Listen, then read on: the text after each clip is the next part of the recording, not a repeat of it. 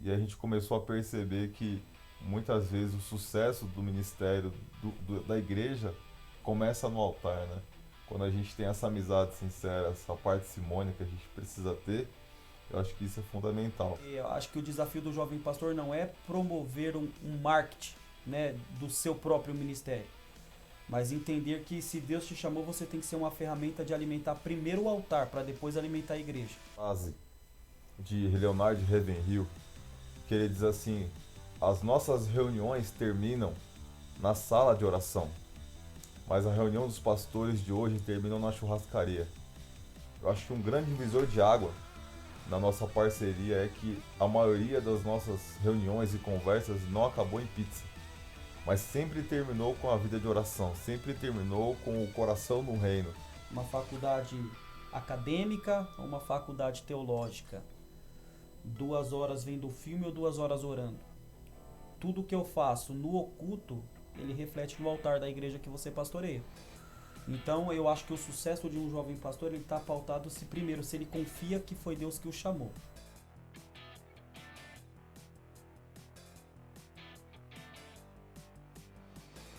Olá, meus irmãos, paz e a graça de nosso Senhor Jesus Cristo.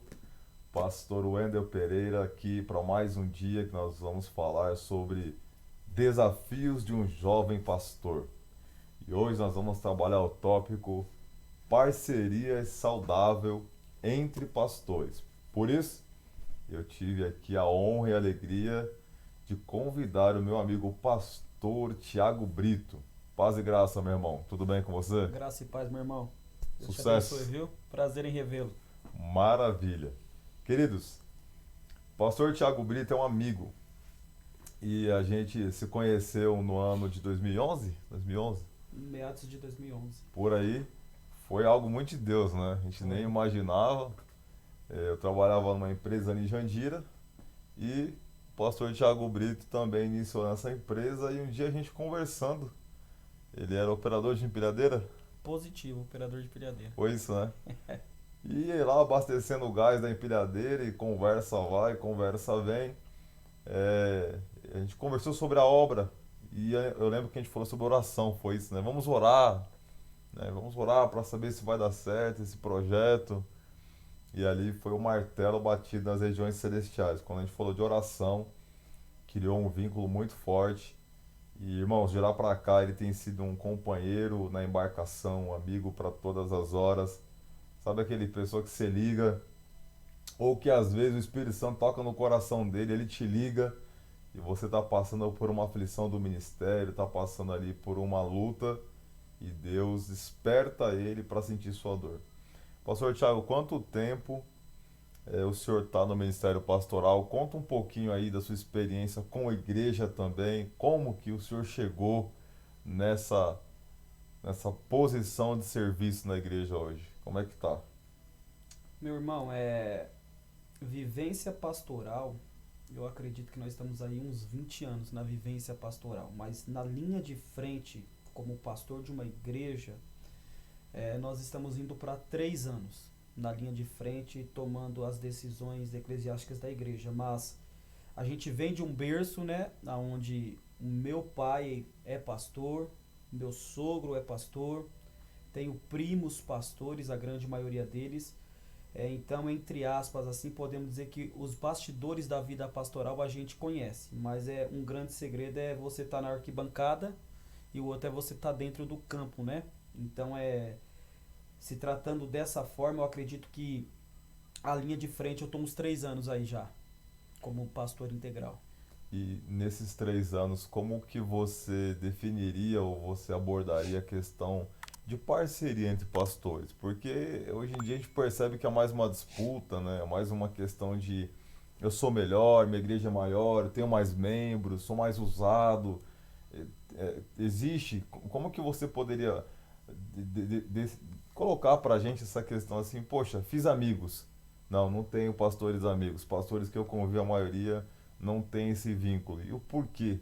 O que você acha desse momento? Até porque a gente temos praticamente a mesma idade, ambos de pastores de linha pentecostal, e talvez a gente pode contar numa mão aí o número de pessoas, pastores, que a gente pode falar, não, esse aqui é meu amigo, pode vir na minha casa, que nem você tem o hábito de vir na minha casa, a gente faz um churrasco, um almoço, eu vou lá, você faz um churrasco. Como que você vê nesses 3 anos de ministério pastoral a questão de amigos no ministério? Outros pastores que você possa dizer, olha, eu tenho ou tenho poucos. Por quê? Pastor, responder aí em duas etapas. A primeira pergunta é como que a gente vê. Eu vejo que cada dia que se passa, ter amigos, não colegas, amigos pastores, está se tornando cada dia mais difícil. E eu entendo que é talvez o mal do século no meio da sua igreja, que é a disputa. A disputa por visibilidade pastoral, a disputa por empatia, a disputa pela melhor igreja, e isso acaba tornando uma rivalidade embaixo dos panos. A verdade, tem muitos pastores que a gente conhece que se dizem amigos, mas na verdade você vê que há um interesse. Eu entendo que é primordial a parceria pastoral, a troca de informação, a troca de conhecimento, mas eu acho que o cerne dessa parceria entra na questão da integridade de amizade. Né? Antes da igreja vem a comunhão de amigos, de família, de orar junto, de ter empatia pelo problema do próximo. E a gente percebe que dentro de uma linha cristã, mas propriamente dizendo, na nossa, e eu posso falar isso por direito, por pertencer à linha pentecostal, eu acredito que é um defeito que ele precisa ser revisado com muita emergência dentro da igreja brasileira. É muito daquilo. Eu tenho e eu não divido, e cada um por si, Deus por todos. E quando o Senhor cita que nós nos conhecemos lá atrás, eu entendo que se cumpre aquele texto que Jesus diz, um amigo é mais chegado que o irmão. É o cara que você pode contar para uma ajuda bíblica, é um cara que você pode contar para um problema familiar, um problema particular. E eu acho que a amizade pastoral entra nisso. Ela ultrapassa o gabinete, ela ultrapassa o altar, e ela se torna de fato mesmo uma família, mas uma família no seio na questão de igreja, sabe? De você poder compactuar com alguma pessoa, algum problema da igreja, algum problema da vida ministerial, sem ter a preocupação que esse pastor vai te copiar ou vai tentar te denegrir. Então eu acho que isso é importante, e eu acho que isso está muito defasado no meio da igreja de não ter. Eu acredito muito que seria uma ferramenta importante, a igreja ela seria mais saudável hoje, no que tange ao membrado. Acho da hora. Teve uma situação que a gente passou que foi muito legal. Quando lembra das vigílias? Os mantos. Quando as vigílias estavam em alta, né? Alguns anos atrás a gente fez uma vigília, logo quando eu conheci o pastor Thiago. E aí na vigília a gente tava, pô, quem que a gente chama pra pregar? E começamos a fazer uma lista de pregadores famosos e começamos a ligar para um monte de pregadores, né? Valores exorbitantes. E o pastor Thiago, ele tem um primo que é um pregador muito famoso, de um grande congresso aqui no Brasil, e ele não fala. É uma coisa que eu fiquei assim, pô, o cara tem uma par de contato. O que me marcou muito na sua pessoa, assim, foi, primeiro, ter acesso a pessoas famosas e nunca deu a carteirada, né? A famosa carteirada, né? Carteirada gospel. Segundo, 6 para 7 anos de teologia, uma capacidade teológica muito rara, sucinta de se encontrar, e eu não vi o pastor Tiago com os anéis, os relógios dele, aquelas coisas que os pregadores têm questão de mostrar. Mas eu lembro que na vigília, a gente fez a vigília aqui na Itapevi, né? E a gente pegou o salão ali, o 430 na época, 430 graus ali em Itapevi. E no mesmo dia, uma outra igreja, por coincidência, também fez vigília. E naquele dia eu aprendi o valor de uma amizade no ministério pastoral. Por quê? Porque a outra vigília era de uma igreja muito maior que a nossa, era um pregador muito famoso que viria. Eu lembro que quando a gente estava umas 2 horas de vigília, o pastor Thiago ia ser o pregador, né? Deus falou, não, traga ele para pregar, não vai trazer, né, ninguém que não esteja no centro da minha vontade. E o pessoal da outra vigília, não sei se você vai lembrar disso aí, o pessoal da outra vigília veio na nossa vigília ver o que estava acontecendo, porque estava lotada. A gente tinha colocado 450 cadeiras na época, estavam todas cheias e tinha gente em pé encostado assim. Foi um evento marcante e eu lembro que Deus te usou muito para pregar naquele dia. Foi uma bênção, assim, viu? Ônibus de Morato até, o pessoal veio no ânimo e ali eu aprendi assim, poxa, o valor da amizade no ministério, né? E a Deus deu a oportunidade, a gente fez um evento, do nosso lado, os pastores que estão comigo, não teve ego inflamado, você pregou, Deus te usou assim de uma forma extraordinária. As pessoas até hoje comentam quando que vai ter uma vigília dessa. E a gente começou a perceber que muitas vezes o sucesso do ministério da igreja começa no altar, né? Quando a gente tem essa amizade sincera, essa parcimônia que a gente precisa ter, eu acho que isso é fundamental. Então esse foi um caso marcante que eu tenho guardado dessa parceria, que foi fazer um evento sem grandes recursos financeiros, sem pessoas renomadas, e foi um evento que mudou as vigílias da cidade, mudou a forma de ver esse evento que estava se tornando um evento, na verdade, de propaganda e marketing de Sim. cantores e que a gente conseguiu trazer de volta essa questão. E acho que isso é uma coisa que a gente precisa repensar nos dias de hoje. O que você diria para um pastor que está começando agora? E normalmente no começo, né, vem uma par de gente perto da gente, né? Vem um monte de pastor. Não sei se você já passou por isso. Eu passei por uma experiência de ir pregar numa igreja muito famosa, na Moca, e o pastor antigo olhou para mim assim e falou: "Você é muito novo. Como é que pode? A Assembleia de Deus no Brasil mudou. 27 anos já é pastor. Tá acabando mesmo." Você já passou por isso? Como é que... Já eu acredito que eu passo até hoje. Você falou que nós tínhamos a mesma idade, mas tá notório que eu sou mais novo que você. Você percebeu? É É, ossos do ofício, eu irmão. tô com 33 É, anos e até hoje, até mesmo dentro do ministério que eu sirvo a Deus como pastor, a gente vê esse preconceito pela pouca idade. Mas a pouca idade não significa falta de capacidade. E talvez isso torne-se um calcanhar de Aquiles para os pastores que são mais antigos que nós. Quando a gente olha para dentro da palavra, eu entendo que eu não posso desprezar os meus pais na fé, mas eu tenho que ter uma visão para o horizonte. Então, tratando-se da sua pergunta, sim, e principalmente fora da onde a gente serve a Deus como pastor, a gente é questionado pela pouca idade, quem é que nos levantou, humanamente falando, qual é a nossa linha, qual é a nossa formação teológica, mas a pergunta que eles não fazem é a que Deus quer ouvir, se Deus está disposto a nos usar. Então eu não encaro isso como uma troca, a revanche, mas a Bíblia diz que os sinais seguirão os que crerem. E eu acredito que a confirmação, a consolidação do ministério pastoral, seja ele um pastor jovem ou não, começa no chamado de Deus. A lapidação é um processo que a gente vai sofrendo e vai aprendendo muitas coisas.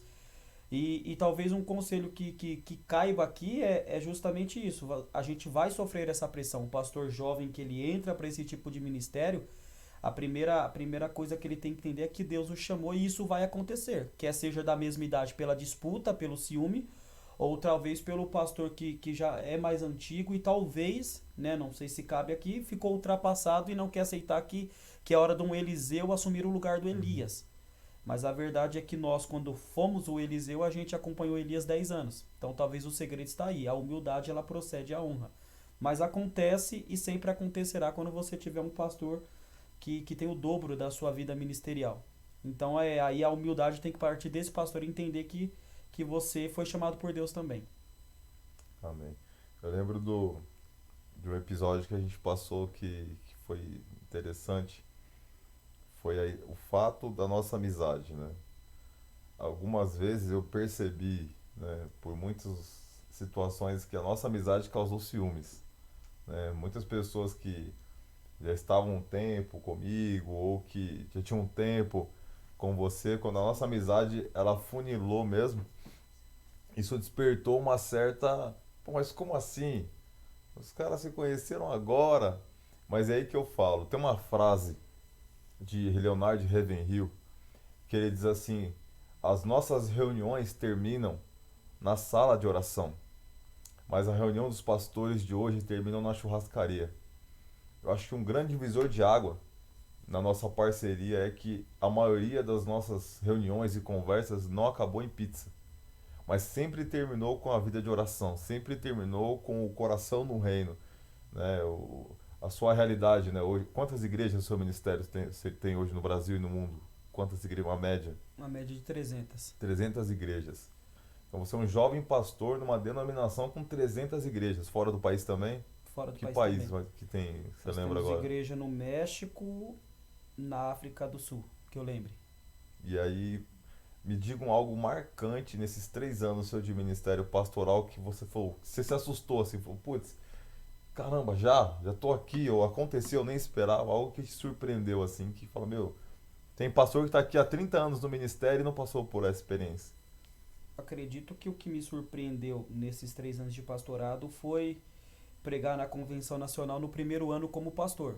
Então nós temos pastores que estão com a mesma igreja, com o mesmo rebanho há 35 anos, 40 anos. São homens com uma vasta experiência pessoal de pastor. E não tiveram a honra de pregar numa convenção para pastores. Então se a gente pode se dizer reconhecido e realizado, não no espírito de soberba, é ser reconhecido pelo presidente da convenção e abraçar a oportunidade e provar que, mesmo tendo uma experiência muito inferior à dos pastores, você ter condição de alimentá-los. Porque eu acho que o desafio do jovem pastor não é promover um marketing, né, do seu próprio ministério, mas entender que se Deus te chamou, você tem que ser uma ferramenta de alimentar primeiro o altar, para depois alimentar a igreja. Então, quando você se torna essa referência, ou pelo menos tem essa confiança, eu acredito que isso marca o ministério de um pastor. Em tão pouco tempo de pastoreio, de linha de frente, como você disse, sem tomar um café com o presidente, sem que você arrume um caminho para chegar lá, Deus tocar no coração do diretor da convenção ou do presidente da convenção e dizer assim, é você que vai ministrar. Então, no meu caso, eu me sinto honrado porque eu não planejei, eu não criei uma estratégia, eu não fui tomar café com ninguém, eu não tive um padrinho, como assim pode-se dizer. Eu simplesmente fui à convenção, eu estou no ministério há 18 anos, nesse ministério que eu sirvo a Deus hoje como pastor, e participo da convenção há 10 anos, mas como pastor eu fui em 2 convenções, e a primeira que eu fui, eu não fui notificado que iria ser o ministro da noite, e acabou a reunião, 18 horas, ele falou assim, a palavra oficial hoje é a sua. E eu sou o pastor mais novo da convenção. Nós temos 300 igrejas, o pastor mais novo sou eu com 33 anos. Então eu me senti honrado por conta disso. Acho que isso marcou o meu ministério e também trouxe o peso da responsabilidade. E dentro dessa questão de pregação, eu vou fazer 2 perguntas. Como que você se preparou, biblicamente falando, como um pregador?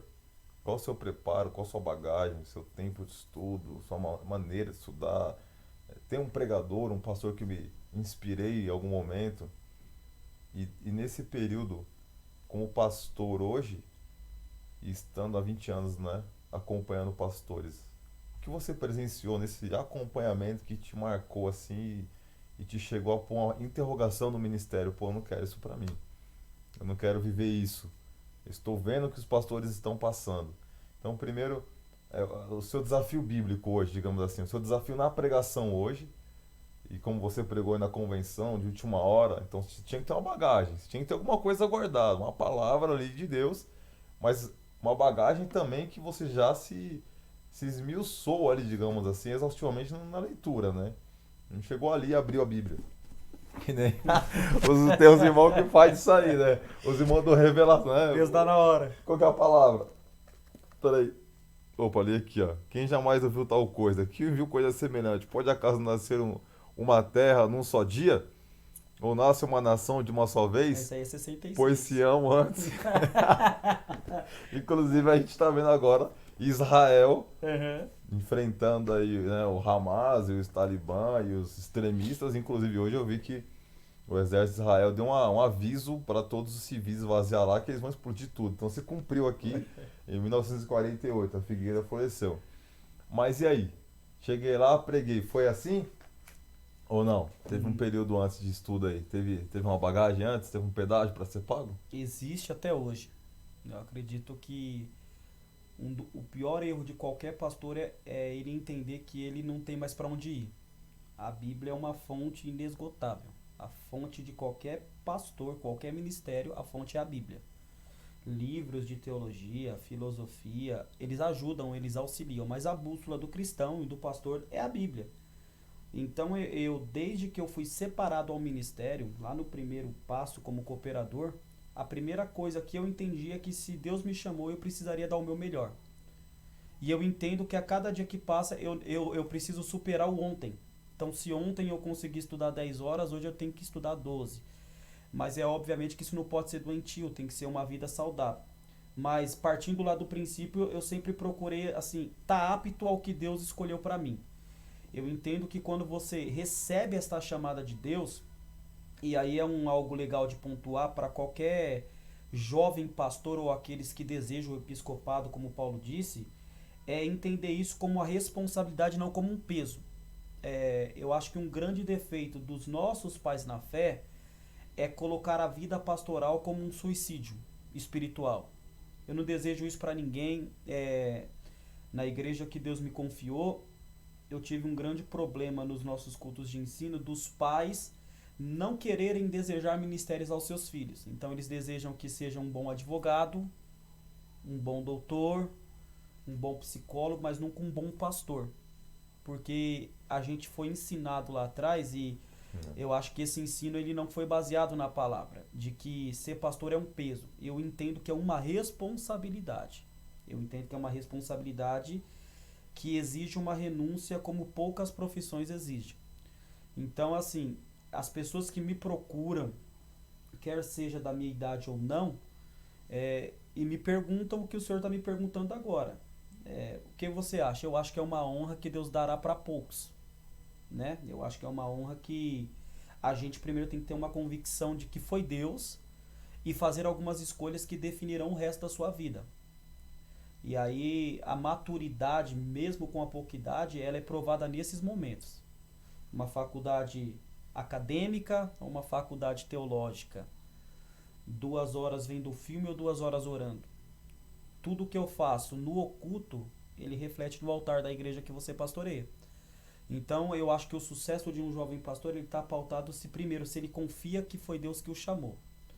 E Deus nunca, pelo menos eu nunca vi Deus nos chamar no momento ruim da nossa vida. Uhum. É sempre na hora que você tá para realizar. Talvez a pergunta vá chegar e aí eu te digo como é que aconteceu para mim. Mas se tratando da convenção, eu sou um pastor que eu acho que eu fico doente se eu não estudar.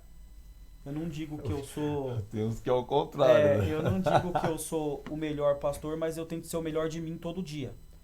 Então eu leio, eu oro, eu tenho o meu Tem devocional.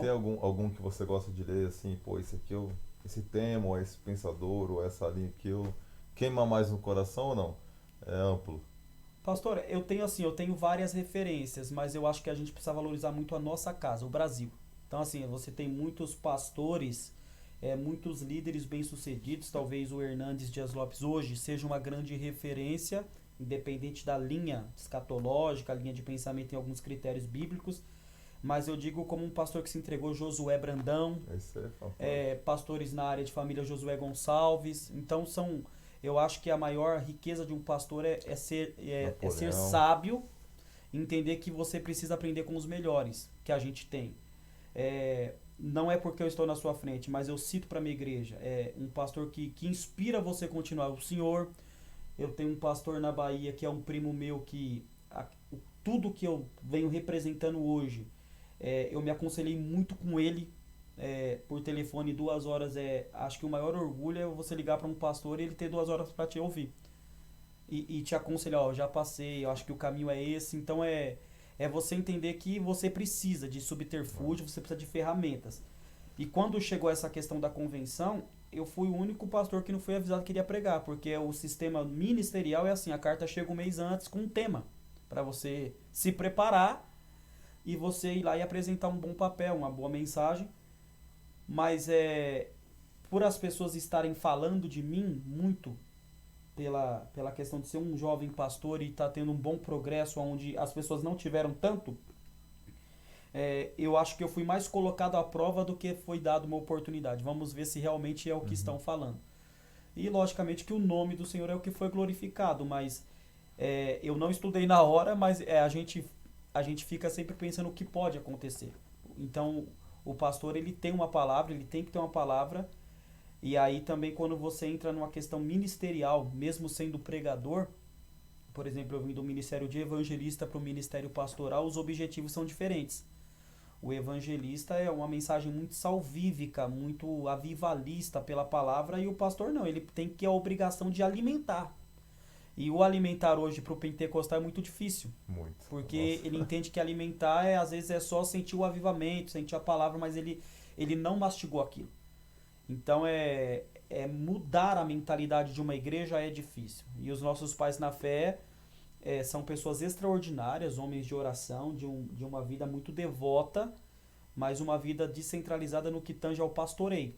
Então eu acho que a igreja sofreu, está sofrendo, mas ela está com uma mentalidade melhor. Então, uma convenção você não tem que pregar uma palavra de salvação. São pastores Uhum. salvos, eles precisavam entender o caminho.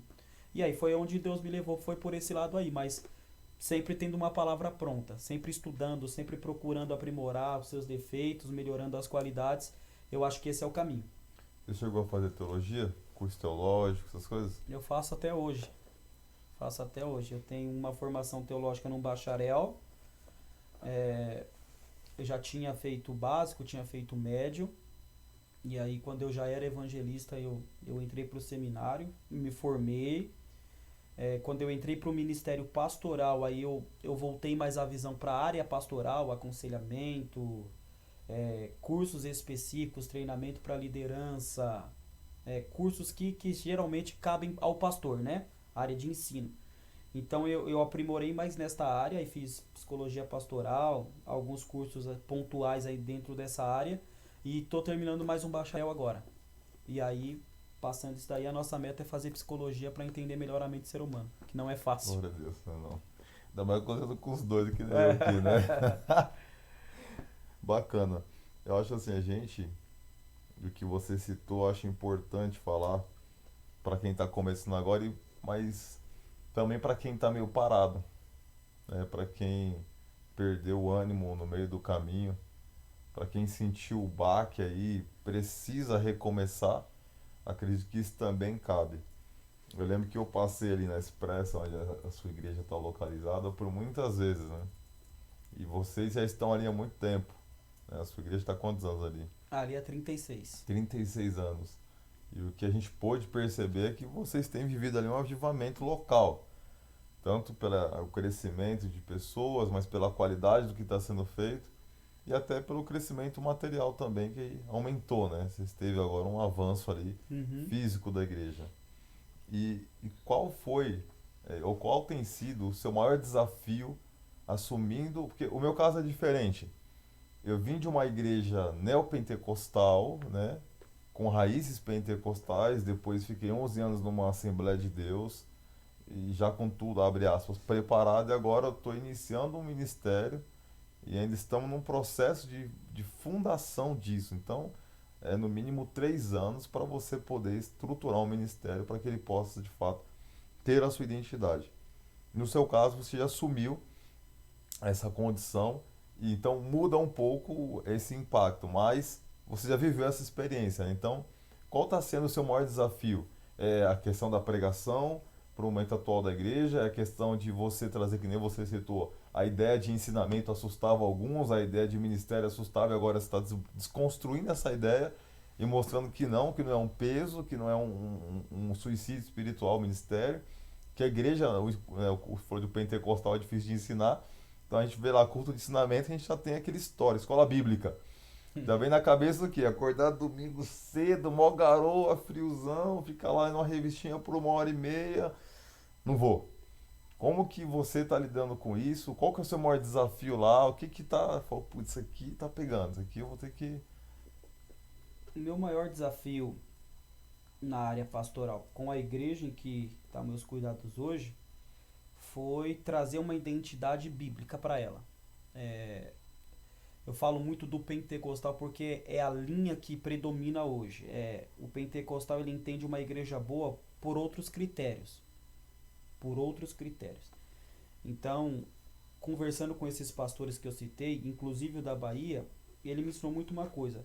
Você se mede uma igreja pelo culto de ensino. Na verdade, a intelectualidade da igreja, a postura dos seus líderes, dos seus obreiros, elas estão baseadas no culto de ensino. Então, quando eu peguei a igreja, o nosso culto de ensino tinha 3 pessoas. Aí você pega uma igreja que tem aproximadamente 100 pessoas, mas que frequentam certinho 70 pessoas fixas ali. E você tem um culto de ensino com 45 pessoas, eu creio que isso é uma evolução de uma Sim. pessoa vir cansada do seu trabalho, abrir mão de uma janta, de um sofá, porque ele não quer perder a sequência de um estudo que você começou e ele começou a acreditar nele mesmo como uma ferramenta de Deus. Então eu acredito que a minha maior missão foi essa, é desmistificar que o culto de ensino é cansativo, é chato e é exaustivo. Então eu acho que para a área pastoral existem várias áreas que ele pode atuar, mas acho que essa área é a espinha dorsal do ministério. Eu tenho para mim que o ensino, o resto dele é consequência. Ele leva a oração, ele leva o avivamento, ele leva a identificação e posteriormente eu acho que a maior missão do pastor é ele formar um discípulo. Ele formar um discípulo à altura como Paulo formou Timóteo e Tito e tantos outros. Eu acredito e eu entendi que é pelo menos 10 anos. Isso, 10 anos ele andando ali com você. isso é engraçado que eu ouvi o José Brandão falar isso hoje. E quando você fala de formar, eu acho interessante porque aí entra a questão da parceria. Uhum. Quantas situações você já não presenciou, ou eu passei, de você viver esse processo? Você, que nem você também tem uma veia de evangelista que vai no ambiente hostil ali, entra, semeia a palavra, resgata o peixe, traz para a igreja, limpa. E aí você, depois de limpar, põe numa água limpa para cuidar dele, vai trabalhando até que ele cresça. E você percebe nessa pessoa o desenvolvimento e você faz uma aposta. Esse aqui vai dar continuidade, vai pegar a capa. Esse aqui é o Eliseu que eu estou esperando. E de repente vem a decepção. Aquela pessoa vai embora, o outro pastor faz ali uma proposta que acontece, vem pra minha igreja, né? Aqui você... Ei, Thiago, você nunca passou por isso? Passei, passa até Ei, hoje. Steve, Passa. vem alguém e fala, vem pra minha igreja, vem pra cá que aqui é melhor. E Sempre você terá. pegou o Gadareno e você entrega o Timóteo. E aí é um desafio. E aí você tem essa questão que você falou de forjar a pessoa, de ter um pastor ali que você gerou. E aí? Como refazer-se depois dessa experiência? E muito difícil, mas essa pergunta ela tem 2 prismas e ela serve para 2 situações da vida. O alicerce pastoral, tipo assim, você fez a sua parte e a gente tira pela liderança de Jesus. Judas não tinha motivo nenhum para trair. Jesus era o melhor líder e Judas conseguiu traí-lo à sua confiança. E o problema nosso é a gente colocar o defeito em nós. Sempre em nós. Aonde eu errei, aonde eu falhei, eu deveria ter falado sim quando eu falei não. Então eu acho que essa martirização própria, ela afunda o pastorado. Obviamente que como carne a gente sente, porque você aposta em algumas pessoas. Tem pessoas que você olha e você vê um potencial muito grande. E eu trabalho muito assim, a visão da liderança, ela é acima da do liderado. E quando você pega Pedro, que foi o grande líder da igreja, onde Jesus deu autoridade para ele, lá em Mateus, quem diria que Jesus acreditaria em Pedro quando ele nega Jesus? Jesus sabia. Jesus saberia que Pedro negaria. E aí eu fiz essa pergunta para os meus líderes. Se você soubesse que eu faria, eu não te daria essa oportunidade. Eu falei, mas a questão é que Jesus não vê o nosso hoje. Ele consegue ver o nosso amanhã mesmo que a gente não veja. Ele está vendo todo aquele processo que Pedro passaria e essa negação faz parte para trabalhar um caráter de Pedro, uma personalidade na vida de Pedro. E às vezes isso acontece com a gente está olhando só o Pedro negando. E às vezes essa pessoa ela está sendo lapidada, mas ela não vai estar ao nosso lado, a capa não é dela. Ela só passou na sua vida para pegar o que você tem de melhor. Então, se eu conseguir enxergar por esse lado, e eu tirar um pouquinho a minha dor como ser humano, que é normal, faz parte, Você você sente. dizer assim, ó, pro reino serviu. Talvez ele vai passar por outra liderança e vai trabalhar aquilo que a gente não conseguiu ou que a gente deixou a desejar. Mas é dolorido, é muito dolorido. Legal, mas ouvindo você falar assim, é da hora a maturidade aí. Mas se liga aí, deixa eu falar pra você. Da hora, a maturidade, sucesso. Mas é, essa maturidade você adquiriu agora ou você já vem com ela? Porque assim, eu vou te falar de mim, tá? Agora de mim. Olha o que eu passei uma vez. Uma vez, rapaz, estava na igreja lá, orando. Aí isso foi em 2010, tá? Aí foi pro monte orar e Deus deu uma palavra lá em Levítico e um sonho. E eu fiquei encucado com aquilo, rapaz. E entre o que você falou. Passou 2 semanas, bum, problema na igreja. Teve um caso de adultério, um casal de amigos, né? Amigos mesmo de infância, que eram da nossa igreja. Eu tinha 6 meses de pastorado, me jogaram lá. Tipo, sabe quando vai escolher um pastor? Tá um do lado do outro. Tinha 3 pastores, sabe? O pastor presente perguntou: quem vai ser pastor daqui? Os dois deu um passo para trás. Eu não me liguei, fiquei parado. Caiu no meu colo. Aí tranquei faculdade, mudei de emprego e começou a loucura. Beleza. Quando aconteceu isso aí, cara, e era uma pessoa que, que nem você falou, a gente confiou, tal. Meu, eu fiquei tão ruim, cara. Me senti culpado. Falei, nossa, eu não orei o suficiente. Não jejuei, não ensinei. Eu fiquei tão ruim que eu fiquei internado 1 semana quase. Com dores no rim. Sabe, que eu não me alimentei direito, não tava dormindo direito. Uma culpa terrível. E demorou, cara, pra me discernir e sentir essa questão que você falou agora, de separar, né, de distinguir bem. Demorou uns anos, viu? Até entender isso, olha, acho que foi até 2015, quando eu tive a oportunidade de participar de uma escola de pastores. Que aí eu conversei com um pastor que é brasileiro e estava morando nos Estados Unidos e ele falou um pouco sobre essa questão. Mas demorou um tempo. Por que eu estou falando isso? Porque talvez quem está começando no ministério vai passar por isso, é inevitável. Vai acontecer. E eu vi alguns irmãos, alguns pastores, logo no começo passarem por isso e desistirem do ministério. Já deram um ponto final ali, abriu a mão, não quis mais e até hoje estão afastados. Não, se afastaram até de Cristo, né? E aí entra uma questão. Por que não há um trabalho? Por que não há uma preocupação até por parte da própria igreja em nos dar auxílio nessa área? Para que a gente não leve tanto tempo de martírio, digamos assim, até entender que isso faz parte do processo do pastorado, que nem você falou. Tem gente que vai passar pela nossa vida por um período, por um propósito, né? Que nem o Josué fala, né? Ele tá com você porque você tá indo para a Bahia. Então, é meu caso, né? Eu tô indo para a Bahia, eu tenho um Uno 2004, não tem ar condicionado, 2 portas, passa no buraco, você sente a poeira entrando no carro. E aí aparece o Matheus, né? O Matheus vem com Voyage 2015, ar condicionado Outra 1.0. realidade. Para no posto, o cara, ô Wendel, valeu, tô indo embora, o Matheus tá ali, tá no mesmo caminho, só que o carro dele é melhor. E aí passa mais uns 20 quilômetros, o Matheus para e aparece você, de Corolla, 2021 elétrico. Tô recebendo já essa palavra. Recebe que é de graça, aleluia. E aí o cara fala, ó, Matheus, obrigado.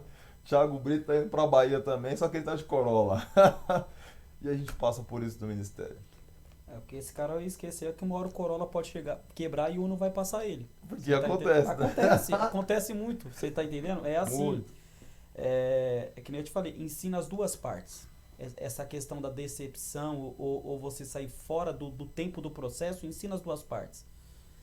Ensina o pastor, e é que nem você falou assim, como administrar. Tem coisas que só a experiência, por mais que você tenha toda a teoria, tenha uma mentoria muito boa, tem coisas que só a vida vai ensinar. E confiar, investir em pessoas é uma delas. É lógico que você vai passando o tempo e você vai viver a mesma cena mais uma vez. Parece que a fita rebobinou. É. Só que agora a sua mentalidade é outra. Nossa, e como isso é ruim, porque eu não sei se você já passou por isso de eu passei uma vez por uma situação de uma deslealdade, né, no ministério. Uhum. Uma pessoa que entrou na minha casa, tinha até a senha do meu cartão, usava meu carro e era amigo. E depois que saiu da igreja, usou tudo isso aí para me ferir, até em redes sociais. Só que passou alguns anos, eu lembro que veio uma outra pessoa para a igreja e essa pessoa lembrava muito o que me fez esse mal. Lembrava não só no jeito, mas até a aparência. E aí, em dado momento, eu tava tão mal comigo, emocionalmente falando, que eu reproduzia nessa nova pessoa o que aquela antiga pessoa fez. Então chegou um momento assim também que você fica meio, poxa, e agora? Tô meio atordoado aqui. Aí você acaba pregando para a igreja o que você passou lá atrás, né? E essas pessoas que estão te ouvindo hoje, elas são novas. Elas não estavam naquele período. Só que se você não romper, que é onde você está falando, que existe o outro lado, né? A sua base pastoral. Se você não romper, você acaba matando, ferindo pessoas que não É tem nada porque a se ver. nós carregarmos esse trauma, você entende que todo mundo vai te trair. É. Que Você não você, confia mais em que você não vai ninguém. ter um Eliseu, de É. fato. Só Geazi. Entendeu? Então é muito complicado. Eu acho que a maturidade nessa área pastoral com a pouca idade é saber separar. Tipo assim, passou, eu entreguei o meu melhor ou não, mas essa pessoa que saiu, ela também vai entender isso. Então o que eu passo é assim, pra mim eu acho que eu tive duas grandes punhaladas, se assim podemos dizer, de algo que você não esperava e de pessoas que você punha na última linha. Isso daqui é o último cara que vai fazer isso comigo. E talvez Deus nos ensina isso. As pessoas que talvez estejam mais próximas, que você mais confia, é a que vai te deixar, e a pessoa que você não olhou com o olhar pastoral, a pessoa que você vai contar com ela no seu pior dia. Então, assim, é isso que eu tô falando. Até a dor nos ensina É. demais. E talvez isso seja primordial para os pastores que estão entrando. É muita sede ao pote, muita confiança. E o extremo também é ruim. Aquele receio com tudo. Então você tem que ter a dosagem e o feeling pastoral. Tipo assim, é hora, não é? Sempre com o auxílio do Espírito Santo. Ele, né, a Bíblia diz que a paz é o árbitro das nossas decisões. Então, quando eu tenho paz para tomar uma decisão, para dar um voto de confiança para alguém, eu já tenho que esperar esse efeito colateral. Mas sabendo assim, ó, eu estou contribuindo para o bem do Evangelho. Você vê que Paulo ensinou tantas pessoas e na hora que ele estava na pior, alguns abandonaram e outros não. Né? Jesus foi o melhor líder, inspirador demais. A liderança de Jesus, o modelo dela é inspiradora. Porque Jesus ali, ele não delegava, ele tomava a frente, né? Ele dizia, é assim que faz. E ele teve um Judas, e por que nós não teremos? Então isso nos ensina, eu acredito que nos ensina. E como você disse, todo pastor vai passar. Pode Não ser o tem pra onde século que correr. for, ele vai Não passar. tem pra onde fugir. Então ele tem que ter a teoria, mas vai doer. Vai doer, mas faz parte do processo pastoral. Não tem jeito. Uma questão que você destacou da convenção, é uma coisa que eu acho que todo jovem pastor, quando começa, né, se encanta e depois, que nem você falou, né? Do evangelista para o pastor, a gente muda o time, a gente Sim. muda o trato. A gente começa. Quando eu comecei a ter uma experiência mais próxima com o evangelismo, com o ID mesmo ali, as experiências principalmente de capelania, né, lidar com essa área da sociedade que é uma área maravilhosa e que falta ceifeiros, por um momento eu perdi o encanto do púlpito. Uhum. Eu comecei a olhar o púlpito como uma coisa. é, Passa, não quero mais, não é eficaz, porque é o que você falou, você estuda 10 12 horas, você ora 6 horas, você gasta o seu pouco recurso, que nosso caso, né, em livros caros. E aí você chega no culto mó animado, tal, e vou pregar, vou mandar aquela mensagem que Deus revelou, e você guarda aquilo no coração, e você prega, aí você vê a cara dos irmãos.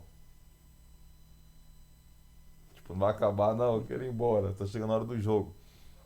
Mas o evangelista não.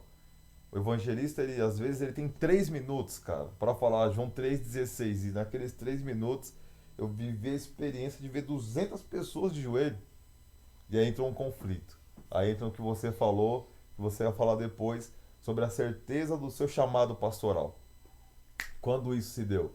Quando isso aconteceu? Porque o pastor, ele não é um cargo, ele é um serviço que você está exercendo na igreja. Uhum. E pra você, quando é que foi, pô, é isso, é aqui, nesse momento, é agora, Deus me chamou, e eu disse, eis-me aqui. Eu disse, eis-me aqui no melhor momento da minha vida financeira. Por isso que eu digo, quando a gente usa a frase de Isaías, eis-me aqui, envia-me, é muito perigoso. É muito perigoso que a gente declara nos louvores e alguns textos que surgem como chavões de efeito. Desde que eu comecei no ministério em si, ou quando eu ainda era músico, péssimo por sinal, é, Deus usava pessoas e Você tocava maneiras. pandeiro? Não, eu tocava Triângulo? bateria. A bateria corre de mim até hoje. Deus usava pessoas e assim, ó. Deus vai colocar um povo na sua mão, mas ao É. mesmo tempo você diz assim, não é isso que eu quero pra mim. Eu quero estudar, eu quero ajudar uma igreja de uma outra forma que não me cause, que não me custe alguma coisa. Tipo assim, eu tenho esse tempo pra Deus. Deus não quer o tempo que eu tenho, ele quer o que eu não tenho. Entendeu? Ele quer aquilo que me custa. Em outras palavras, Deus quer sempre o Isaac, não o Ismael. Uhum. Mas a minha mentalidade era o quê? Eu vou estudar, eu vou me formar, eu vou comprar a casa, eu vou comprar o carro, e se eu puder eu dou escola dominical e eu ajudo o pastor. Entendeu? É essa jogada. E Deus, ele vai dando algumas cordas, mas Deus sempre vai falando. Só que esse amor, esse vínculo pela obra você não consegue. E aí eu acho que entra muito na questão da integridade. Ministerialmente falando, passamos alguns momentos na igreja em que eu não era o pastor, eu não tinha responsabilidade por estar ali, mas eu não conseguia abandonar o pastor. Então acho que Deus já vai ver nesse lado pastoral Uhum. seu aqui, da fidelidade ao ministério, entendeu? Tinha tudo para pular fora, tinha propostas materialmente falando melhores, com uma visibilidade melhor, mas alguma coisa falou assim, ó, lealdade é a primazia de um ministério. É isso mesmo. Tá entendendo? Não tá bem, mas vai ficar bem. Permaneça. Coisas que você não conseguia compreender, mas fazia. E isso foi vindo, vindo, vindo, vindo.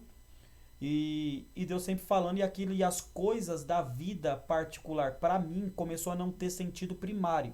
Não que eu não quisesse ter uma profissão, tentei várias faculdades, passei nas melhores sem estudar muito, sabe? Deus, tipo, proporcionou a porta, e eu não sou o Albert Einstein. Ô, deixa eu contar um negócio aqui.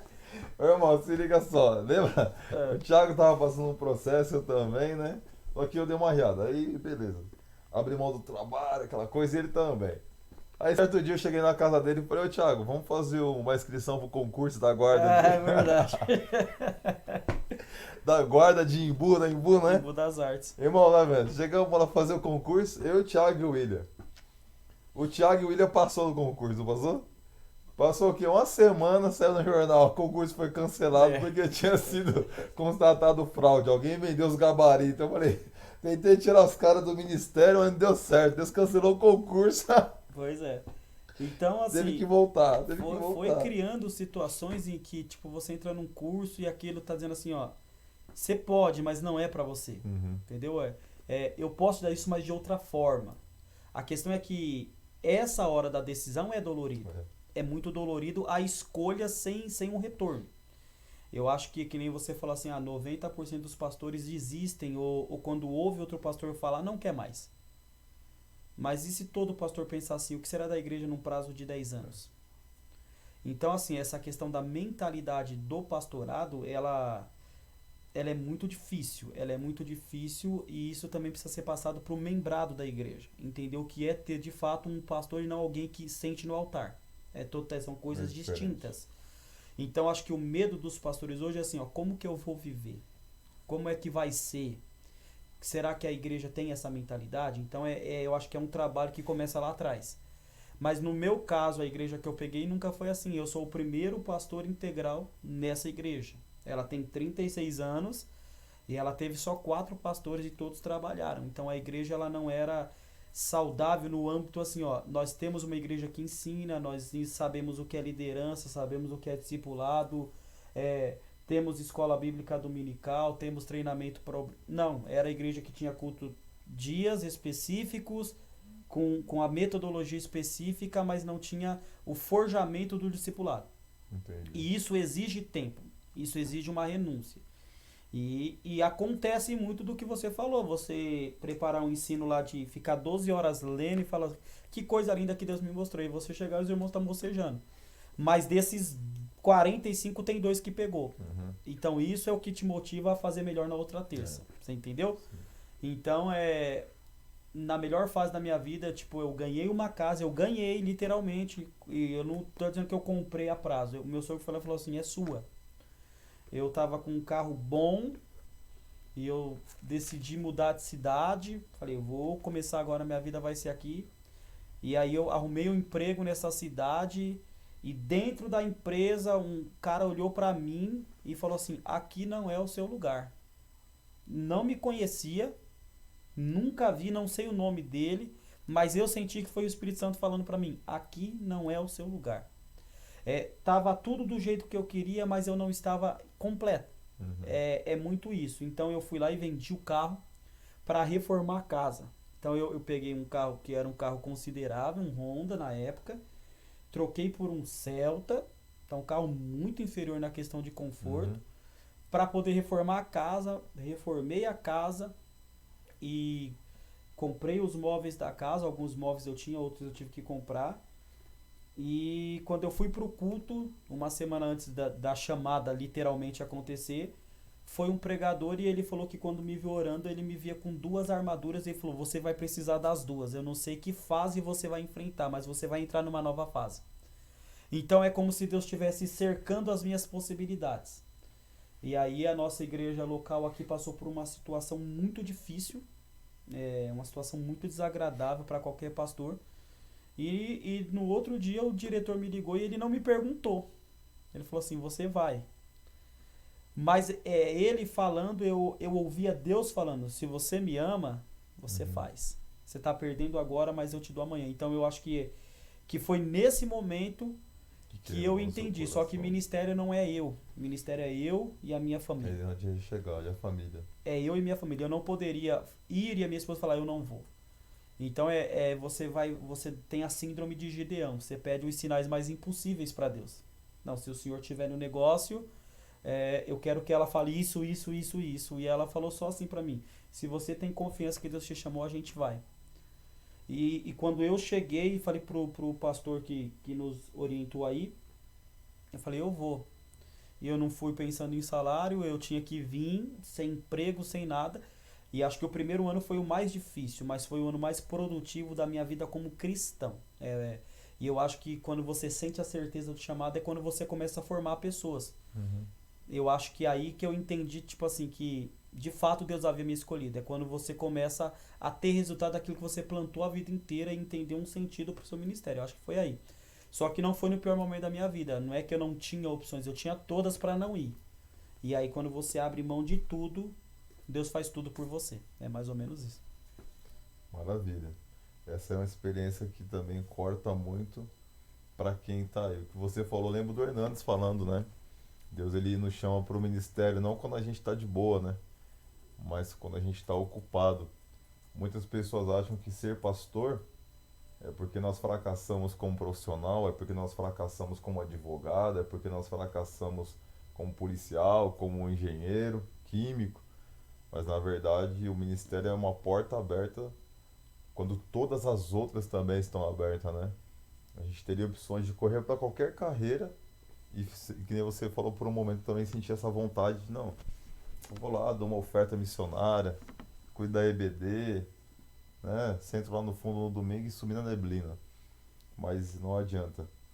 É um conflito. E aí entra essa fase de formar pessoas, ela é maravilhosa. Porque isso resgata o desejo do pastorado em nós. Quando você começa a ver uma pessoa sendo regenerada, convertida, transformada, isso é ótimo. E aí fica uma dica para quem está começando. Não deixe o desgaste roubar essa alegria.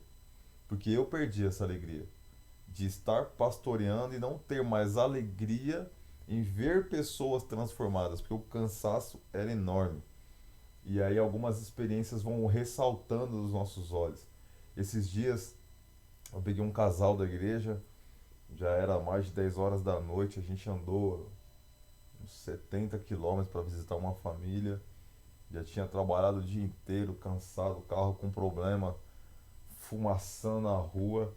E aí a irmã, né, falou assim para minha esposa: se todo pastor fosse assim, tivesse essa sensibilidade, tivesse um pouco desse esforço, Uhum. né? Olha a hora que é, a gente tá aqui andando para longe com criança e tal.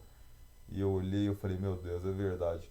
Já são 14 anos que eu e a Edna, é o que você falou, né? Que a gente tem que ter na esposa esse amparo. Se não fosse a esposa para aguentar o baque com a gente, não falam que a esposa ela é o colar, né? É o pescoço do homem, então não é. É a coroa e ela que autentica o nosso ministério, que se não for a esposa ali com a gente chorando, dando uma palavra. E aí vem os filhos, né? Você tem um filho, tá com quantos anos o Caleb? 5 anos. 5 anos, o Pedro tá com 6, e aí vem aquelas perguntas, né, Thiago? Poxa, meu filho tá crescendo, as escolas estão uma bagunça, os convênios estão caros, a situação tá apertando, o que que eu vou fazer? E aí vem mais questionamento, vem mais situações, vem mais coisas para querer pôr um ponto de interrogação no ministério. Como administrar a família, como lidar com essas questões e uma pergunta. Qual o seu maior sonho no ministério? Se você puder compartilhar, né? Porque você é o Ah, kamikaze da fé, né? Então, você vai lá e volta, eu tô aqui o ainda. meu maior sonho entra na questão da família. É, ele se concretizou em partes e eu espero que ele continue nessa concretização, que é o quê? É, a gente procura ser espelho, mas eu quero que eu seja o espelho do meu filho. E foi perguntado para ele assim: o que que você quer ser? Ele falou assim: eu quero ser pastor que nem meu pai. Então ali para mim eu entendi que eu estou no caminho certo, independente do que está acontecendo. Quando você vê uma criança de 5 anos e ele falou com propriedade: falou, eu quero ser que nem meu pai, eu quero ser benção para as pessoas. Ele te imita? Ele me imita, ele me imita. Ele pega seu terno Não, com sua ele tem o Bíblia? dele, Tem o dele? você tem que fazer o igual, ele quer o igual. Mas eu digo assim, então quando você consegue, o seu filho consegue ver Cristo em você, irmão, isso é o combustível que qualquer pastor precisa. Se você é pastor na sua casa, você tem condições de pastor. É o que Paulo disse, seja obreiro na sua própria casa. Então eu entendi assim que isso aí me desmontou por dentro, sabe? Porque você espera ouvir de um líder, você espera ouvir de alguém que você socorreu, e você ouvir É, de uma criança inocente que ele quer ser que nem você, sendo que você ainda está num processo. Você diz, eu preciso melhorar, mas eu sei que eu estou no caminho. Então isso vai dando certeza para você. Então assim, para o pastor que ele está começando, que ele entendeu que Deus o chamou, porque é você desejar uma coisa, mas você tem que desejar o que Deus desejou para você. É por isso que muitas pessoas desistem, mas quando você sabe que foi Deus que te chamou, vai ter dificuldades. Mas eu acho que esses momentos aí eles pincelam, eles credenciam a chamada de qualquer pastor. E aí eu acho que o que, pra gente fechar, e o que entra muito para uma vida pastoral, para um jovem é a renúncia. É você entender assim, ó, é, a minha vida no sentido pastoral tem que tomar esse caminho e é o caminho que você trilha muitas vezes sozinho na família. Tipo assim, todo mundo pensa de uma forma muito quadrada dentro da caixa. É estudar, formar, estabilidade e eu vou servir a Deus. Perceba que Deus sempre estou no último lugar. O pastor não, é servir a Deus, é, formar pessoas e fazer com que a obra continue. E eu acho que a minha mentalidade hoje é que eu não seja insubstituível. Então por isso que eu acho que a primazia do ministério pastoral é formar.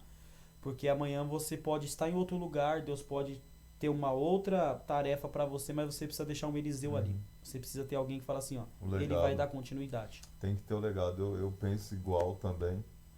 Hoje eu olho e vejo algumas pessoas assim que Deus já permitiu experimentar isso e de fato você quebra esse pensamento de você morrer sem ver a corrida continuar, né? Você vê a corrida acontecendo depois de ter corrido a sua etapa e você vê ali o seu filho na fé, como Paulo fala a Timóteo, meu filho na fé, correndo ainda e você na intercessão, a torcida para que ele aconteça. Alguns meses atrás eu passei por uma crise, eu falei, meu Deus, acho que chegou a hora de eu dar lugar para alguém, porque parece que eu estou trazendo mais dano para a sua igreja do que benefício. E eu falei, fale comigo, Deus, de uma forma muito pedagógica. E eu estava trabalhando, chegou uma pessoa de uma outra empresa prestadora de serviço, um senhor, e conversamos sobre questões de trabalho, normas, ABNT, e vamos fazer, não vamos e tal.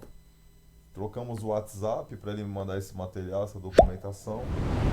E aí, quando eu cheguei em casa à noite, ele me mandou e eu respondi: obrigado, amanhã eu te dou um feedback e a gente faz uma análise técnica e vamos ver o que vai acontecer. Ele: amém, obrigado. Tal. E respondeu assim num áudio, ele não digitou, ele mandou um áudio. Disse assim: vejo pelo status que o irmão é pastor. Glória a Deus, irmão, paz do Senhor Jesus, estou voltando para Cristo agora. Eu olhei e falei: caramba, porque a gente falou da nobreza do ministério pastoral. Pelo menos eu, na minha experiência de vida agora como pessoa, eu sempre fui conhecido como o cara do rap, depois o cara, o narrador, né, o narrador do estado. Depois eu fui conhecido como o cara da segurança. E aí chegou uma hora que acabou tudo. Não tinha estado, não tinha o status do rap, não tinha a galera, não tinha mais o palco, não tinha mais nada. Tava eu e minha frustração. E a culpa da frustração eu joguei no Ministério Pastoral. E aí um cara aparece do nada e fala: pô, legal, conversei sobre trabalho com você, mas vejo que você é um pastor. Eu falei: pô, legal, o cara percebeu isso. Passou uma semana, ele voltou. E a gente conversou de novo. Ele falou assim pra mim: ó, eu tô com 68 anos de idade. Tô voltando pra Jesus agora, faz pouco tempo. E eu vou te falar uma coisa sobre o teu chamado, a sua vocação. Vou te contar um pouco de mim para ver se você pode tirar alguma coisa proveitosa. Eu pastoreei uma denominação muito famosa, ele falou o nome, por 9 anos. Até hoje o prédio está no meu nome. Eu fazia toda a parte administrativa, burocrática e era pastor da igreja. Eu me decepcionei com o ministério pastoral. Eu entendi por que disso aqui, cara. Ele falou: eu me frustrei com as pessoas. Eu peguei ranço de ser humano a ponto de me divorciar. Fui embora para outra cidade. Eu tinha uma casa na praia. Fechei um contrato com uma empresa. O que eu peguei de comissão, fiquei 1 ano sem trabalhar. Comprei moto, carro e me distanciei de Deus. E aí você já viu, uma casa na praia, uma moto de alta cilindrada, só o pecado, né? Que eu fazia. Passou o tempo, eu descobri que eu tinha hepatite C. Tive que fazer uma... Como é que é o nome de... É o fígado, é o rim que você faz uma... Hemodiálise? Não, que você arranca e põe outro. Transfusão? Isso. Tive um câncer. Por 2 vezes na UTI, senti o cheiro da morte. Chegou uma vez que as médicas falaram: não tem mais o que fazer, vamos orar. E elas oraram por mim na UTI e eu senti o cheiro da morte, a briga pela minha vida. E Deus falando comigo: eu vou te dar uma nova chance. Saí da UTI, com 2 dias que eu estava na semi-UTI, peguei o Covid, com 67 anos de idade. Faz 1 ano isso. E ele olhou pra mim e falou assim: olha, eu tô com 68 anos, passei resumidamente por tudo isso aqui que eu tô te falando. Pense muito bem o que você vai fazer com o seu ministério, com o seu chamado, com a sua vocação. Pense muito bem quando parar e se parar. Porque na pouca conversa que eu tô tendo, eu tô vendo que você é um pastor de Deus, embora muito jovem. Mas o pouco que você falou comigo sobre Deus me restabeleceu para continuar esse restinho que me falta de vida. Então, talvez alguém que vai assistir isso, que vai começar no ministério, que vai iniciar, não vai ter oportunidade de ter uma experiência dessa, de encontrar alguém que lá atrás abandonou o pastorado e agora no final da vida está voltando no final do oxigênio ali para poder ainda tentar viver essa chamada. O que eu quero dizer com isso? Como você colocou, como o pastorado é uma coisa única, específica, singular, mas que às vezes nem nós ou as pessoas não dão o devido valor Sim. para essa chamada. Você falou de congressos, você falou de convenção. Eu não sei se você passou por isso, mas no começo todo mundo queria pregar num certo congresso que tinha, muito abençoado. E depois todo mundo queria pregar numa certa conferência aqui de Alphaville, que tomou proporções enormes até hoje. E às vezes a gente percebe que ser pastor não vai ser isso. Tá longe disso, na Não verdade. necessariamente ser um pastor você vai estar num grande congresso com grandes pregadores ou numa grande conferência. E aí eu volto àquela questão que você falou de formar pessoas. Não ter essas experiências, não estar nesses holofortes e viver o desgaste do pastorado e me roubar a alegria de acompanhar o processo de alguém, ao mesmo tempo, depois que eu passei por esse processo, que eu vi alguém crescendo, que eu vi alguém encostando, o Timóteo chegando, um Tito nascendo, eu comecei a entender a importância do pastorado, porque eu não tive isso, eu não tive esse acompanhamento, eu não tive alguém que me pegou pela mão, não tive alguém que me ensinou, Eliseu, isso aqui é junta de boi, isso aqui a capa, isso aqui é unção, isso aqui é uma casa de profeta, não. Foi tudo na correria. E aí eu comecei a perceber o quanto é importante um novo pastor começar certo.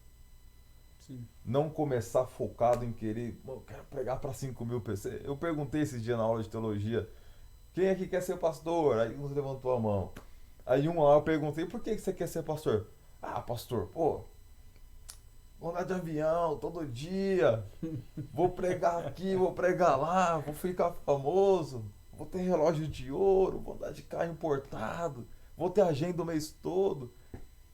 E aí a gente percebe o que você falou. Qual é a geração de pastor daqui 10 É anos? as prioridades. É as prioridades. Então, dentro do que você falou, acho maravilhoso. Acho que os pastores estão começando agora, não devem se preocupar mesmo com holoforte, com status, com grandes multidões, mas ater-se ao formar pessoas. Eu acho que é a espinha dorsal do pastorado. Você falou muito aí do seu momento e querendo ou não, eu entendo biblicamente falando que o momento em que nós geramos mais intimidade com Deus é nos momentos das crises. É. Perceba que Elias, no auge do ministério, profetizando segundo a palavra, Deus não falou com Elias. E aí quando Elias sente o peso do ministério, das acusações, Elias entra para dentro de uma caverna. E quem é que estava dentro da caverna? Deus falou, o que fazes aqui, Elias? Ou seja, antes de Elias chegar, quem é que estava? Deus estava lá. Esperando ele para tratar ele no momento da crise. No momento da crise, o homem não nos trata. E aí Elias sai revigorado para levantar um Eliseu. Então isso daí é muito profundo. O pastor precisa entender isso daí. Então, assim, as palavras não nos somam muito nos momentos da crise. Eu posso vir aqui chorar com você, mas é só o Espírito Santo mesmo que fala assim, ó, eu tô entendendo. Mas eu acho que esse programa, ele serve muito para isso, para entender que os pastores vão passar. Eles vão passar, isso é inevitável. É a dor da perda, do investimento de uma pedra que você lapidou e na hora de polir, outro pastor vai polir. Você já passou por tudo, você já orou, você ajudou, mas você precisa entender, eu fiz parte do processo. Tem alguma coisa que eu gerei ali. Como vai ter pessoas que você vai gerar que você não esperava que nascesse. Sabe? Então é muito dinâmico e intenso isso daqui. Acho que 1, 2 horas desse tipo de conversa soma muito. Mas tem tanto assunto que a gente poderia entrar para falar da área pastoral, cara, que é inacreditável. É inacreditável. A gente está falando, parece que é duas pessoas de 60 anos, mas não é. Não. É Como verdade. você falou Os cabelos brancos, você fala do ossos do ofício, né? você fala assim, e o que os nossos pais na fé deixaram? Eles deixaram o exemplo de uma vida de oração, mas em contrapartida, assim, por exemplo, para mim, eu peguei o que era muito útil dos meus pastores e o que eles erraram e eu critiquei a vida inteira. Eu falei, eu não posso fazer igual. Então, uma das coisas foi a questão de você ser integral, o que eles não eram, e de você estudar mais do que você acha que deve. É você esgotar. E ao mesmo tempo você conseguir ser pai, você conseguir ter o seu dia de pessoa normal. Eu acho que isso sucumbiu muito dos nossos pastores. Tipo assim, é muito, muito, muito, muito e ninguém vai cuidar de você. E é o que você falou, pastores têm que cuidar de pastores. Acho que a nossa parceria, ela primeiro nasceu no coração de Deus. Ela tem sido e eu creio que será um instrumento dele para um avivamento nessa nossa região. E eu agradeço muito a Deus porque nos momentos de maior crise, né, você estava do meu lado, acompanhando, vivenciando cada passo. Então, de fato, foi uma parceria, como a Bíblia diz, formada nas dores de parto, né? Às vezes a gente vai na churrascaria, mas na maioria das vezes a gente está junto às aflições. Eu sou muito grato a Deus pela sua vida. porque eu encontrei amparo, eu encontrei referência, eu encontrei substância de olhar e falar, poxa, eu não estou sozinho. Tem gente muito bom também que Deus tá levantando, né? E melhor do que ter gente boa é você estar perto dessa pessoa. Que se você quer crescer na vida, você tem que andar com pessoas melhor do que você. Então, quando eu te conheci lá na empresa, a gente fez aquele propósito de oração, e vamos pro monte, vamos orar, e vamos fazer evento junto, eu pude perceber Deus me fez lembrar em termos, né, não igual, mas muito próximo da história de Whitfield, Wesley, né, que existiam as divergências, mas os caras juntos, a Inglaterra foi transformada. Aqui no Brasil também nós temos exemplos de pastores que, pô, um abismo, mas que Deus fez isso e eles hoje são os instrumentos para abrir caminhos para a nova geração.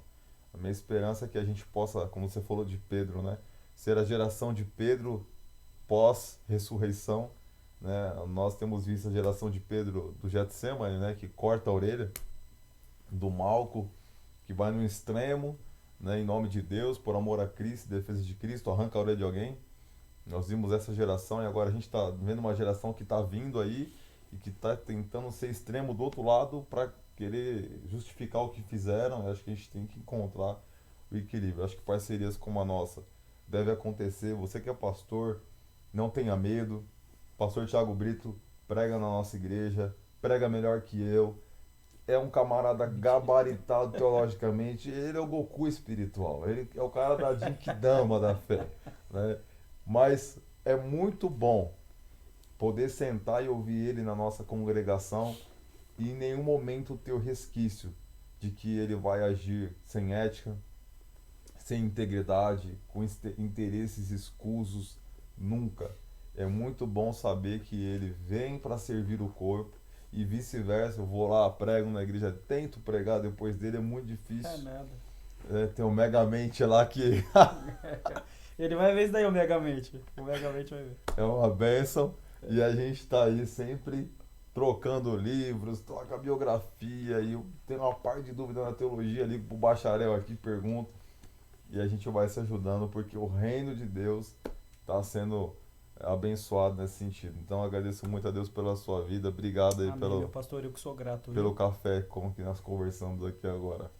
Amém. É que nossa amizade siga que nem a de Paulo e Pedro, né? Eu tava lendo aqui antes de começar. E a segunda carta de Pedro, lá no capítulo 3, o verso 16, Pedro orientando a igreja na Galácia, os irmãos dispersos na fé, desesperançosos, ele diz assim, ó. Paulo falou a mesma coisa que eu, ou seja, ele não teve, né, por usurpação, tomar o direito do apostolado. Ele cita um companheiro de ministério, ele é referência também. E que nós sejamos isso, né, que o Senhor seja referência na minha igreja, como eu sempre cito, um exemplo de fé. Não é idolatria, é um exemplo de fé e um amigo mais chegado que o irmão. Então, que eu possa somar aquilo que o Senhor soma em dobro na minha vida. Amém. Tá bom? Deus Tamo abençoe. junto. Tem duas perguntas que talvez possa ajudar as pessoas que estão assistindo esse vídeo, que seriam, eu devo buscar boas parcerias pastorais ou isso surge de forma natural?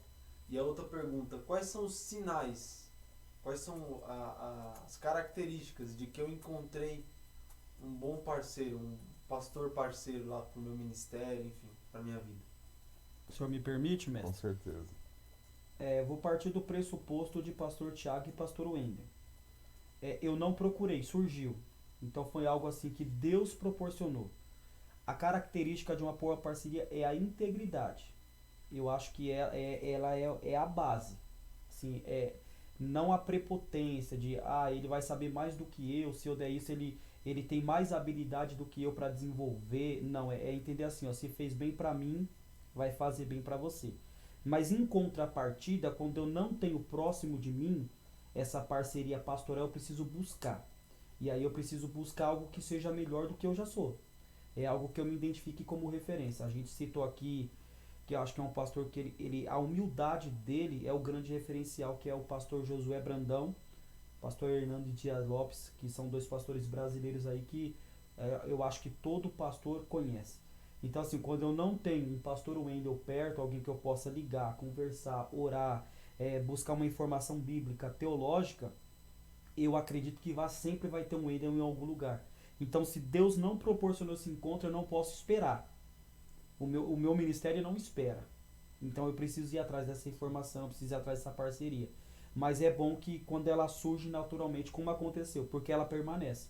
Eu não sei se responde, mas seria mais ou menos isso. Acredito que, de fato, eu lembro que o que marcou foi a oração. A gente vinha conversando, né, no momento de muitos eventos na região, de vigílias, encontros, simpósios, seminários. Eu acho que a parceria entre pastores, ela nasce quando nós, diante de Deus, geramos isso.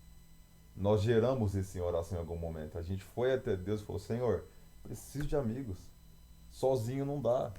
A coisa apertou aqui. Então nós geramos isso em oração e quando Deus viu um coração aberto, disposto, disponível, Deus cruzou os caminhos de uma forma inexplicável. E aí não foi forçado, não foi uma questão de impositividade, de cobranças, que nem já aconteceu muito, né, Thiago? A gente conhece um pastor, faz uma parceria, mas baseado nisso, assim, ó, vem pregar na minha igreja e traz seu povo. Ou eu já fui na sua igreja 10 vezes, você não veio na minha. É uma troca, né? Não teve isso entre a gente. O momento lá, eu preguei 2 vezes na igreja do Thiago e ele não conseguiu inicialmente vir aqui. Mas depois isso mudou. Ele veio aqui 3 vezes e eu não fui lá em um ano. Mas não mudou em nada nosso alinhamento. Isso não interferiu. Já teve vezes de eu ir lá com 2 pessoas e ele vir com uma van pra cá. E isso acontece. E a gente não fica se cobrando. Ó, você tá me devendo uma visita. Ó, eu fui com 100 pessoas. Não, não. Quando der, a gente vai fazer. Se não dá, a gente vai se conversar. Então, primeiro nasceu no coração de Deus. Depois, isso foi trabalhado em oração pela gente. E aí entra também, eu concordo, o buscar. Mas o buscar no lugar certo. Esses nomes que ele citou, e eu junto aí, para mim, no começo foi fundamental. O Silas Malafaia também. Ir para a escola de líderes, a Islavec, foi... abriu meus olhos assim, eu comecei a ver ele, eu comecei a ver o Josué Gonçalves e vi o Elson de Assis lá, e um cara que marcou minha conversão, que foi o Marcos Gregório, do Toque no Altar, tava lá de chinelo, trocando ideia com o pessoal, falei, caramba, os caras... E isso, quando que nasceu no meu coração a necessidade de ter amigos no ministério pastoral? Foi vendo naquele dia na mesa, Silas Malafaia, Cláudio Duarte, Jabes Alencar, o Josué Brandão estava lá, Elson de Assis, Marcos Gregório, o Marco Antônio da comunidade. Eu vi o Silas crescendo, decolando assim, digamos, mas eu percebi que ele era cercado de pessoas. Ele não cresceu sozinho. Falei, eu quero chegar nesse nível, mas eu não vou chegar sozinho. Aí Deus começou a trazer pessoas, trouxe o Thiago, trouxe o Lucinei, trouxe o Igor, trouxe outros pastores, mas alguns acabaram que ficou que nem irmão, é o caso do Thiago. São muitos? Não, não são. Nunca serão. Nunca serão. Mas eu acredito que a parceria ela vai nascer nesse contexto e a gente tem que entender isso aí. Eu tenho coisas no Thiago que eu nunca vou conseguir chegar, mas eu uso isso a meu favor, ele me ajuda, ele me ensina, ele é um ponto e contrapartida. A parceria ela tem que ter transparência, não pode ter medo de mostrar fragilidade na parceria. Tem pastor que se a gente fala assim pra ele, manda todo desanimado, se ele tivesse no Getsemane, ele ia falar, Jesus, que negócio é esse? Passa de mim esse cálice? Tu é filho de Deus. Você foi feliz nisso daí, né? Eu acho que a parceria pastoral é mostrar a fragilidade, é saber pra quem mostrar. Talvez eu não possa falar para um membro, eu não estou bem hoje, ele nunca vai entender. Mas se eu falar para o pastor que vivencia o que eu acho assim, eu já passei, mas a gente é assim. Então é o que o pastor ainda falou. Essa parceria pastoral não serão muitos. Interesseiros é sempre bastante. Você tira pelo o nosso rei Davi, né? 400 valentes, mas só 3 provaram a lealdade de dar a vida por Davi para pegar água para ele. Tipo assim, vai te fazer bem, me sacrifico. Mas então essa troca, quando a gente fala essa troca, é uma troca sem interesses. Tipo assim, e vibrar com a conquista do outro. Isso, dá. Minha igreja tá com 120 membros. Mano, glória a Deus, velho. Ou a gente conseguiu derrubar uma parede e aumentou o salão. Mano, glória a Deus. Tô fazendo a faculdade. Pô, quanto que eu posso te ajudar? E vice-versa. Essa parceria falta. Tem pastor que se eu falar pra ele, olha, a gente mudou de salão. Vixe. já começa a torcer o contrário, já quer que as coisas aconteçam para que não dê certo, já cria uma expectativa de frustração, já fala com sarcasmo, né, Thiago? Pô, não vai dar certo, cuidado com isso. A pergunta do Matheus é muito feliz. Qual é a característica? A alegria. Você cresceu, eu estou feliz com o seu É. crescimento. Como é que eu faço? Então isso é um pouco do sinônimo de lealdade no ministério, né? Assim, ó, Sim. poxa, o Wendel vai crescer mais que eu, ele abriu a igreja agora, eu tô lá há 10 anos. O que ele fez que eu não fiz? É mais ou menos É. isso. Então, assim, ó, qual é o sucesso? É oração? O que você buscou? O que eu não fiz? Essa troca, eu acho que isso daí é legal. Por exemplo, vocês mudaram lá de salão e eu falo para minha igreja, falo, quem dera eu chegar lá com uma visão. Ele tem uma visão melhor do que eu, até porque ele tem o triplo de anos já no pastorado, mas eu não sofri tanto com ele porque eu já vi ele sofrer. Eu falei, eu não quero. Eu não quero sofrer o que ele sofreu. É né? verdade. Ele recebeu o chamado, mas não tinha o preparo. E aí agora ele entendeu assim, eu preciso buscar. Não, tem coisas que a oração não vai resolver. É. Esse é o pastor precisa entender isso. Mas é É legal. você ter essa humildade de recuar e falar, poxa, preciso melhorar e vou me cuidar para poder Eu até já avançar. indiquei o remédio pro cabelo dele não cair. Ó. É, tá Fica a caindo dica aqui. aí, ó. Que o dele caiu primeiro. Verdade. Glória a Deus, é isso aí. Bom, acho que a gente está no caminho. O pastorado é um desafio, mas É uma Jesus é honra. o sumo pastor. Ele é nosso exemplo maior a ser seguido. Amém? Isso aí, gente. Deus abençoe vocês. Obrigado, pastor, Sucesso. pela oportunidade. Espero poder contribuir. Para mim, foi um divisor de águas. Eu acho que é uma vitamina que entra no nosso corpo por lembrar a importância que a gente tem pro reino. Isso é Sim. muito bom. Deus abençoe. Glória a Deus. E lembrar daquela frase: sozinho eu vou mais rápido, mas junto a gente chega mais longe. Amém? Amém. Glória a Deus. Sucesso, meus irmãos. Recebam o querubim alado de Jesus. Meu Deus. Ai, Jesus.